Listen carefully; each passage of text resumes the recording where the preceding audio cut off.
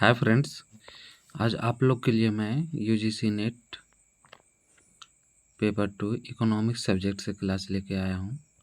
और हम लोग इकोनॉमिक्स के अंतर्गत ठीक है यूनिट 1 व्यष्टि अर्थशास्त्र देख रहे थे। ठीक है, उसमें से कुछ बेसिक क्लास हम लोग देख रहे हैं। तो आज हम लोग न्यू चैप्टर देखने वाले हैं कि अर्थशास्त्र के अध्ययन की विधियाँ एवं अर्थशास्त्र में सामान्यीकरण। ठीक है, चलिए फ्रेंड्स हम लोग स्टार्ट करते हैं। ठीक है, क्या है, कहता क्या है कि हम देख चुके हैं कि अर्थशास्त्र एक विज्ञान है। मतलब हम लोग पिछले चैप्टर में देखे थे कि अर्थशास्त्र एक क्या है, विज्ञान है।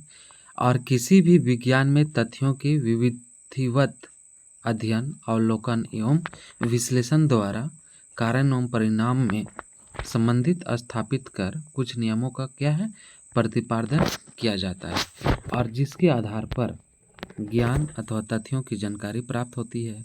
और इस प्रकार किसी विज्ञान में ज्ञान अथवा तथ्यों की जानकारी के लिए जिन रीतियों अथवा प्रणालियों को अपनाया जाता है उन्हें उस विज्ञान के अध्ययन की विधियां कहते हैं।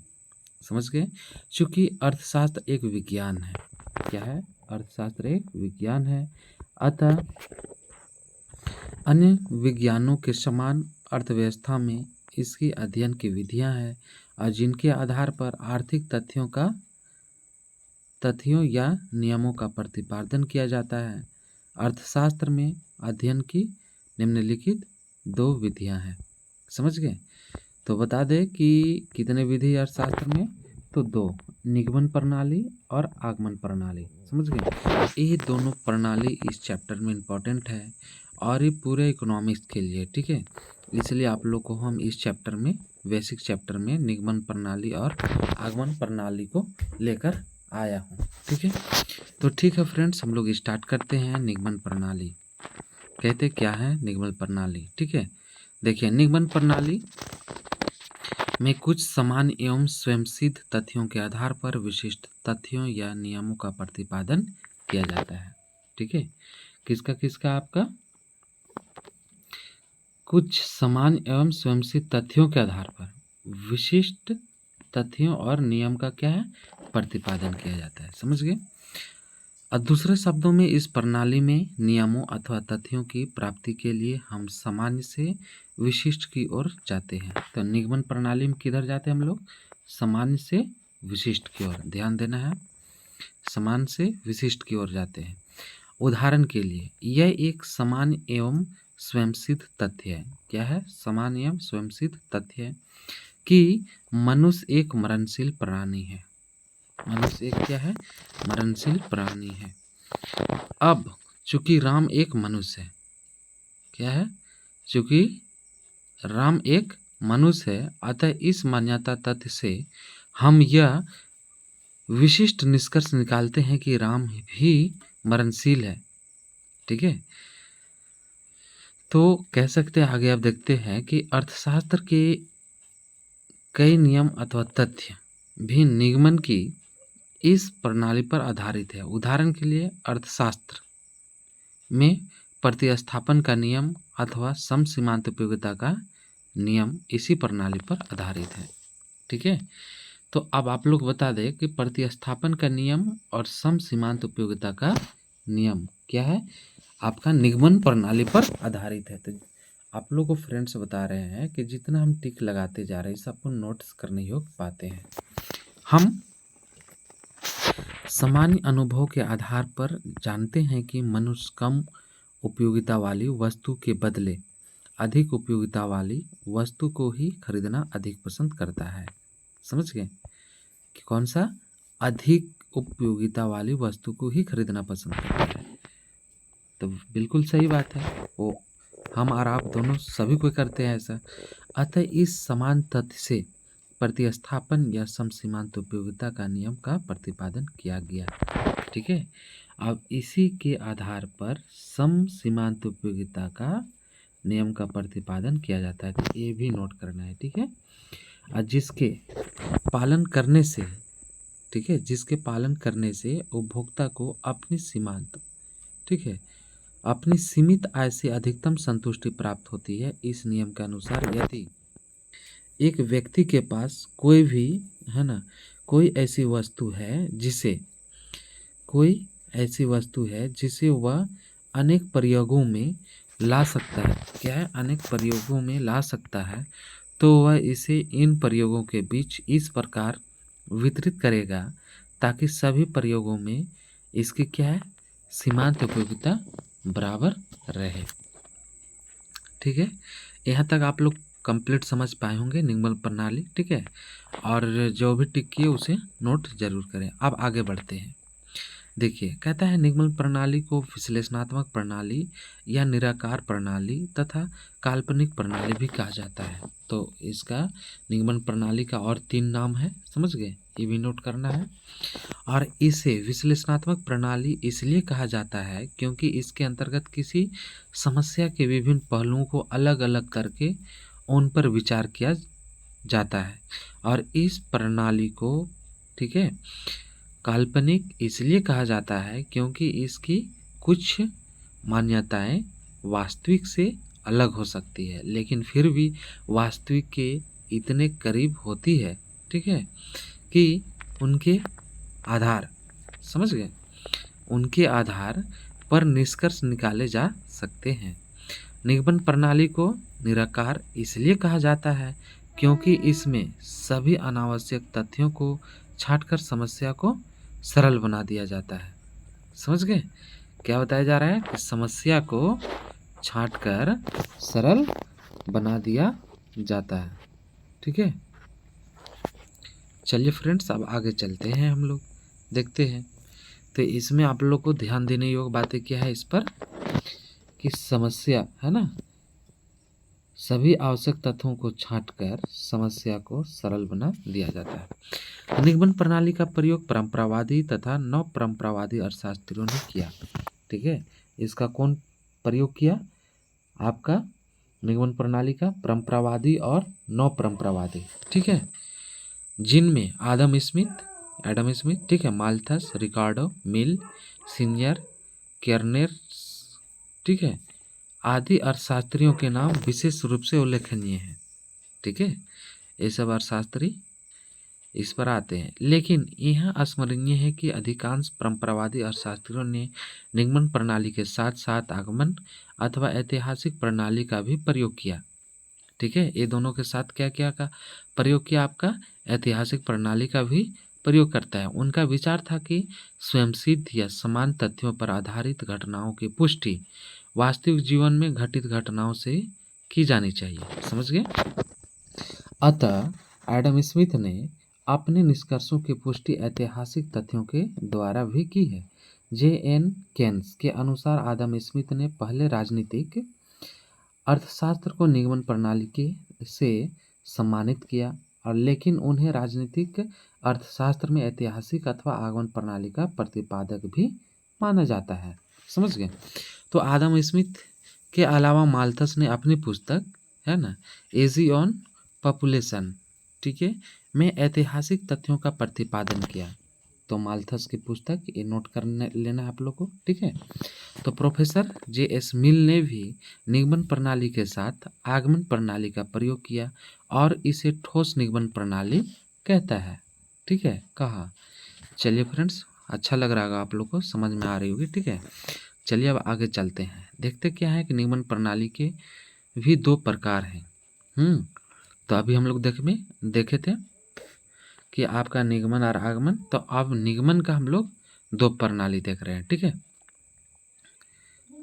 तो चलिए फ्रेंड्स, अब हम लोग देखते हैं कि निगमन प्रणाली के भी 2 प्रकार हैं। समझ गए।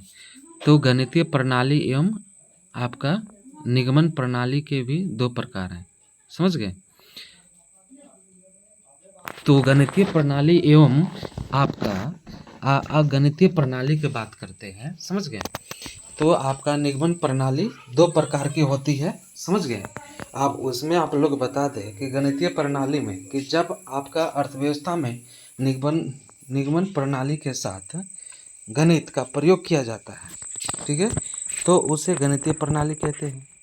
ठीक है, क्या कहता है आपका, कि जब अर्थव्यवस्था में निगमन प्रणाली के साथ, है ना, गणित का अगर प्रयोग किया जाता है तो गणितीय प्रणाली होगा।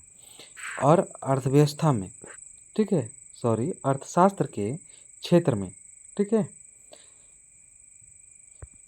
गणित का प्रयोग सर्वप्रथम 19वीं शताब्दी में प्रोफेसर एल्जवर्थ ने किया था, ठीक है। कब किया था? प्रोफेसर एल्जवर्थ ने किया था।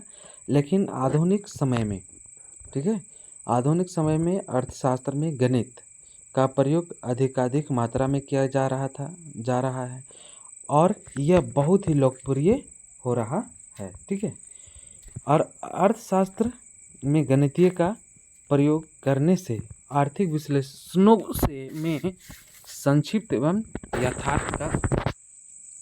यथार्थता आ जाती है, ठीक है। तो देखिए, हम लोग निम्न प्रणाली के दो प्रकार गणितीय प्रणाली को समाप्त करते हैं। अब अगणितीय प्रणाली को भी हम लोग देखते हैं। अगणितीय प्रणाली, जब अर्थशास्त्र में गणितीय के प्रयोग के बिना ही तथ्यों का विश्लेषण एवं निरूपण किया जाता है, तो इस प्रणाली को अगणितीय प्रणाली कहते हैं। परंपरावादी अर्थशास्त्री ने इस प्रणाली का प्रयोग करते हैं, ठीक है। जानना पड़ेगा कि आपको परंपरावादी अर्थशास्त्री जो है अगणितीय प्रणाली का प्रयोग किए थे। अब देखिए, निगमन प्रणाली के कुछ गुण हैं, ठीक है। निगमन प्रणाली के कुछ गुण हैं, उस गुण को हम लोग चर्चा करते हैं। पहला बात है सरलता, ठीक है। सरलता है तो सरलता कैसे? सो देखिए, निगमन प्रणाली का सबसे महत्वपूर्ण गुण इसकी सरलता है। इसलिए, ठीक है, आर्थिक घटनाएं बहुत ही जटिल होती है और कभी कभी कार्य एवं कारण एक दूसरे से इस प्रकार जुड़े हुए होते हैं कि उन्हें अलग करना कठिन हो जाता है। लेकिन निगमन प्रणाली इन जटिल आर्थिक घटनाओं के विश्लेषण में भी अधिक सरल एवं लाभदायक सिद्ध होती है। यही कारण है कि परंपरावादी अर्थशास्त्रियों ने इस प्रणाली का अधिकाधिक प्रयोग किया था और आज भी इसका प्रयोग किया जाता है, ठीक है। अब देखते हैं कि सरलता के बाद निश्चितता, ठीक है। इसका गुण जो है निश्चितता। आप कहते क्या है कि निगमन प्रणाली में निश्चितता का गुण भी पाया जाता है और यदि स्वयं सिद्धियाँ, ठीक है, एवं मान्यताएं सही हो तो निगमन प्रणाली द्वारा निकाले गए निष्कर्ष प्राय ठोस एवं निश्चित होते हैं। इसका कारण यह है कि यह प्रणाली तर्क पर आधारित होती है और किसी भी विज्ञान में निश्चितता लाने के लिए तर्क बहुत ही जरूरी है। यही कारण है कि निगमन प्रणाली का प्रशंसा करते हुए केयरनेस ने कहा, है ना, केयरनेस के अनुसार कह सकते हैं कि निगमन प्रणाली की तुलना नहीं की जा सकती, समझ गए। और यदि उचित नियंत्रण के साथ इसका प्रयोग किया जाए तो यह मानव बुद्धि द्वारा दी गई अन्वेषण की सबसे शक्तिशाली प्रणाली होगी। तो चलिए हम लोग देखें सरलता और निश्चितता का। अब देखेंगे सर्वव्यापकता, ठीक है। क्या कहता है कि निगमन प्रणाली सर्वव्यापकता का गुण भी पाया जाता है और इसके द्वारा आगमन प्रणाली से प्राप्त निष्कर्षों की सत्यता की जांच की जाती है और निगमन प्रणाली के निष्कर्ष सभी काल, देश एवं परिस्थितियों में सत्य होते हैं। सामाजिक आचरण के अध्ययन में सुविधा, अगला पॉइंट, ठीक है।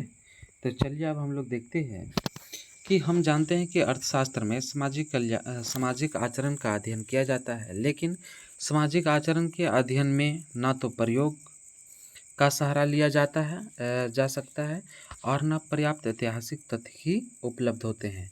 ऐसी अवस्था में जटिल सामाजिक आर्थिक आचरण के अध्ययन में निगमन प्रणाली बहुत ही सहायक होती है, ठीक है। पांचवा की बात की जाए तो आंकड़ों के संकलन की आवश्यकता नहीं, ठीक है। तो निगमन प्रणाली में आंकड़ों के संकलन की आवश्यकता नहीं पड़ती, जो कि एक कठिन एवं जटिल कार्य है। यही कारण है कि रिकार्डो तथा उनके अनुयायियों ने अपने ठीक है अध्ययन के लिए इस प्रणाली को अपनाया और अमूर्त तर्क को अर्थशास्त्र का आधार बनाते हैं। तो अभी तक हम लोग देखें कि आपका निगमन प्रणाली के गुण। अब बता दें निगमन प्रणाली के में आपका दोष भी पाया जाता है। जैसे यहाँ पर आपका बताया गया है कि निगमन प्रणाली में आपका उपयुक्त गुणों के आधार पर के साथ साथ कुछ दोष भी पाए जाते हैं और यही कारण है कि जर्मनी के ऐतिहासिक विचारधारा के लेखकों ने इस प्रणाली की कटु आलोचना करते हैं। और इसमें आलोचना करने वाले में कौन आते हैं? रोसर, हिल्डब्रांट, है ना, फ्रेडरिक लिस्ट आदि के नाम उल्लेखनीय हैं और इन्होंने निगमन प्रणाली निम्नलिखित दोष बतलाए। पहला दोष क्या है कि आधारभूत मान्यताओं की सत्यता के संबंध में संदेह की बात बोले, ठीक है। दूसरी दोष क्या है, निष्कर्षों की सत्यता की जांच की कठिनाई की बात बोले। थर्ड क्या है, निष्कर्षों की व्यापकता में संदेह की बात कहते हैं, ठीक है। और इसी प्रकार निगमन प्रणाली के उपयुक्त दोष पाए जाते हैं और वास्तव में यह प्रणाली तभी ठीक हो सकती है जब इसमें अपनाई गई मान्यताएं अथवा कल्पनाएं, ठीक है, सत्य हो, लेकिन इस मान्यताओं की सत्यता की गारंटी नहीं दी जा सकती। वास्तविक जीवन में मान्यताएं या तो असत्य होती है या आंशिक रूप से सत्य होती है। अतः अर्थशास्त्र के अध्ययन में निगमन प्रणाली के साथ साथ, ठीक है, आगमन प्रणाली का भी सहारा लिया जाता है। तो जब अर्थशास्त्र की बात हो तो इसमें निगमन आगमन दोनों देखा जाता है। तो हम लोग देखे थे कि आगमन प्रणाली भी हम लोग देखने वाले हैं। चलिए फ्रेंड्स, अब हम लोग आगमन को स्टार्ट करते हैं। तो अर्थशास्त्र में अध्ययन की दूसरी प्रणाली आगमन प्रणाली है, ठीक है। और इस प्रणाली का प्रयोग जर्मन के ऐतिहासिक धारा के अर्थशास्त्रियों ने किया, आज जिन्हें रोसर, है ना, और हिल्डब्रांड, ठीक है, और फ्रेडरिक लिस्ट आदि के नाम उल्लेखनीय है। इस प्रणाली में अवलोकन एवं प्रयोग के आधार पर नियमों का निरूपण किया जाता है। चूँकि आगमन प्रणाली अवलोकन एवं प्रयोग पर आधारित होती है, अतः इसे वास्तविक प्रणाली अथवा सांख्यिकीय प्रणाली भी कहा जाता है। समझ गए? इसको और किन किन नामों से जाना जाता है? वास्तविक प्रणाली और आपका सांख्यिकीय प्रणाली। चलिए फ्रेंड्स, अब आगे क्लियर करते हैं कि आगमन प्रणाली निगमन प्रणाली के ठीक विपरीत होती है। समझ गए? अब दोनों के बीच संबंध देखा जाए तो विपरीत है, उल्टा संबंध है, ठीक है। इसमें हम नियमों अथवा तथ्यों की प्राप्ति के लिए विशिष्ट से समान की ओर जाते हैं। इसमें क्या है? विशिष्ट से समान की ओर जाते हैं। और इस प्रणाली में क्रमबद्ध रूप से बहुत सी घटनाओं का अध्ययन किया जाता है और उनसे कुछ नियमों अथवा तथ्यों का प्रतिपादन किया जाता है। वास्तव में इसका आधार इतिहास होता है और इस प्रणाली में ऐतिहासिक घटनाओं के आधार पर नियमों का निरूपण किया जाता है और अतः इसे ऐतिहासिक प्रणाली भी कहा जाता है। अर्थशास्त्र में माल्थस का, ठीक है, जनसंख्या का सिद्धांत इसका उदाहरण है और माल्थस ने कई देशों में जनसंख्या की वृद्धि की प्रवृत्ति तथा खाद्य सामग्री की उपज से संबंधित तथ्यों का अध्ययन कर अपने सिद्धांत का निरूपण किया। आगमन प्रणाली की बात की जाए उनका गुण की, ठीक है, तो गुण की बात करते हैं। अब हम लोग देखते हैं कि वास्तविकता की बात आता है कि आगमन प्रणाली अवलोकन, प्रयोग एवं आंकड़ों पर आधारित होती है। कौन? आगमन प्रणाली। और अतः इस प्रणाली के निष्कर्ष, है ना, निगमन प्रणाली की तुलना में वास्तविकता से अधिक समीप होते हैं। और इस प्रणाली के एक महत्वपूर्ण गुण है कौन? वास्तविकता। अब सेकेंड है कि निष्कर्षों की सत्यता की जांच की सुविधा कहाँ पर है? आगमन प्रणाली में। आगमन प्रणाली की मान्यताओं एक निष्कर्षों की सत्यता अथवा प्रामाणिकता की जांच आसानी से प्रयोगों के आधार पर की जा सकती है। निगमन प्रणाली में यह सुविधा प्राप्त नहीं होती। आर्थिक प्रणाली की जटिलता का अध्ययन। आगमन प्रणाली में आर्थिक प्रणाली की जटिलता का भी उचित एवं सही तरीके से अध्ययन किया जा सकता है और इस प्रणाली के द्वारा यह स्पष्ट होता है कि सभी निकट निष्कर्ष सर्वव्यापक अथवा सर्वदा सत्य नहीं होते, वरन कुछ दी हुई परिस्थितियों, स्थान, ठीक है, एवं समय में ही सत्य होते हैं। निगमन प्रणाली के सहायक, ठीक है, निगमन प्रणाली के सहायक। यह प्रणाली निगमन प्रणाली के सहायक का भी काम करती है, क्योंकि इसके द्वारा निगमन प्रणाली की मान्यताओं एवं निष्कर्ष की सत्यता की जांच की जा सकती है और इनकी त्रुटियों का पता लगाकर अथवा निराकरण भी किया जा सकता है। तो इसी तरह से दोष है इनका, आगमन प्रणाली का। और इसमें बताया जा रहा है कि इसका एक सीमित क्षेत्र है, ठीक है। अभी जैसे हम लोग देखे बहुत छोटी सी था ना, और मान्यताओं का अभाव पर है। और उनके बाद बताया जा रहा है कि आर्थिक तथ्यों के एकीकरण की कठिनाई पाई जाती है। कहाँ पर? आगमन प्रणाली के दोषों पर।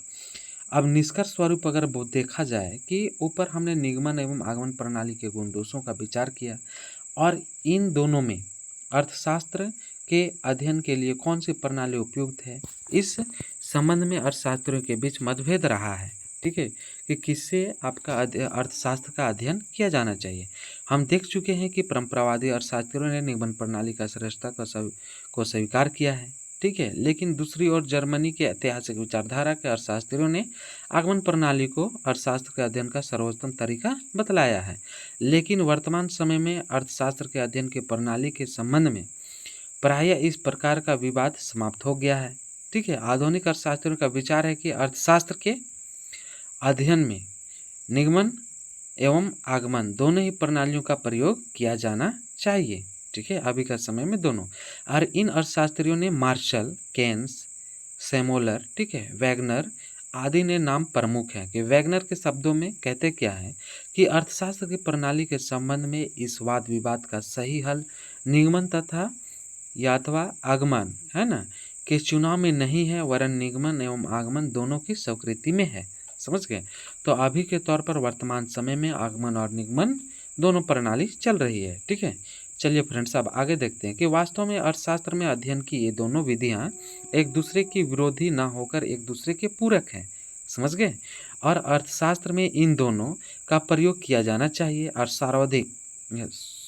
सर्वप्रथम प्रोफेसर मिल्स ने अर्थशास्त्र के अध्ययन के लिए इन दोनों प्रणालियों का सम्मिलित प्रयोग किया और इसे ठोस निगमन प्रणाली कहा। और बाद में प्रोफेसर मार्शल ने भी मिल का अनुकरण किया। और मार्शल के शब्दों में अन्वेषण की कोई भी ऐसी एक प्रणाली नहीं है जिसे अर्थशास्त्र के अध्ययन की उचित प्रणाली कहा जा सके, वरन प्रत्येक को यथा स्थान या तो अकेले या संपत्ति के रूप में प्रयोग किया जाना चाहिए। समझ गए। तो इस प्रकार अर्थशास्त्र के निगमन एवं आगमन प्रणालियों का यथा स्थान या तो अकेले या मिश्रित रूप में प्रयोग किया जाना चाहिए। यह ठीक है कि आर्थिक विश्लेषण के कुछ क्षेत्रों में निगमन प्रणाली अधिक उपयुक्त होती है और कुछ क्षेत्रों में आगमन प्रणाली आपका, ठीक है, अधिक उपयुक्त होती है। लेकिन इसका मतलब यह नहीं कि अर्थशास्त्र में इन दोनों प्रणालियों में से किसी एक का सर्वथा परित्याग कर दिया जाए। समझ गए, यानी कि छोड़ दिया जाए, बस एक ही प्रणाली से चला, ऐसा कोई संभव नहीं है। ठीक है, कह रहा है कि इस प्रकार इन दोनों प्रणालियों में किसी का महत्व कम नहीं है। आवश्यकता अनुसार आर्थिक तथ्यों के निरूपण के लिए दोनों प्रणालियों की सहायता, ठीक है, सहायता ली जाती है और किसी भी एक प्रणाली के बिना अर्थशास्त्र का अध्ययन अधूरा रह जाएगा। ऐसा कहा जाता है कि जिस प्रकार मनुष्य को चलने फिरने के लिए दो पैरों की आवश्यकता होती है, ठीक है, उसी प्रकार अर्थशास्त्र में वैज्ञानिक अध्ययन के लिए दोनों प्रणालियां, है ना, महत्वपूर्ण है। प्रोफेसर मार्शल के शब्दों में कि वैज्ञानिक चिंतित के लिए, है ना, वैज्ञानिक चिंतन के लिए आगमन एवं निगमन दोनों प्रणालियों की ठीक उसी प्रकार आवश्यकता है कि जिस प्रकार चलने के लिए दाहिने एवं बाएं दोनों पैरों की आवश्यकता होती है। समझ गए। तो ठीक है फ्रेंड्स, आप लोग समझ पाए होंगे आगमन प्रणाली और निगमन प्रणाली। ठीक है, और भी आगे है इसमें। ठीक है, तो इस चैप्टर में आप लोग को मुख्य रूप से हमें बतलाना था आगमन और निगमन प्रणाली, ताकि अगर ये दोनों आप समझ पाइएगा तो अर्थशास्त्र को, है ना, अर्थशास्त्र को समझने के लिए आप लोग को अच्छा खासा सहायता सिद्ध होगा, है ना। और आप लोग को अगर विस्तार से और पढ़ाते चले जाएंगे तो उस समय में समझाने में हमको आसानी होगी। इसलिए थोड़ा सा हमने देख लिया आप लोग को क्या, निगमन प्रणाली और आगमन प्रणाली। ठीक है फ्रेंड्स, थैंक यू। अगर आप लोग को अच्छा लगे शेयर कीजिए एंड इसी तरह से वीडियो पाने के लिए सब्सक्राइब अवश्य कीजिए। ठीक है, चलिए।